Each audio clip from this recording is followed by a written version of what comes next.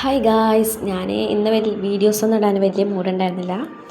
വേറൊന്നുമല്ല, ഞാനിപ്പോൾ ഡെയിലി ചെയ്യുന്ന കാര്യങ്ങളൊക്കെയാണ് വീഡിയോസിലിടുന്നത്.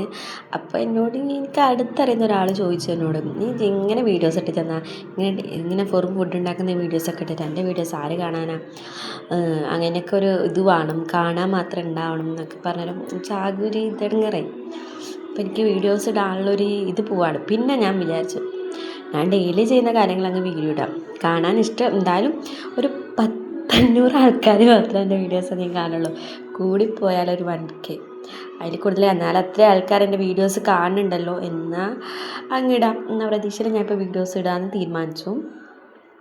അതൊക്കെ വിട്, നെഗറ്റീവുകളൊക്കെ ഉണ്ടാവും. പിന്നെ ഞാൻ നല്ല പഴംപൊരി ഉണ്ടാക്കിട്ടോ വൈകിട്ട്. അതിൻ്റെ ഇടയിൽ എമിലോസിൻ്റെ കുറേ വികൃതികളൊക്കെ ഉണ്ടായിരുന്നു.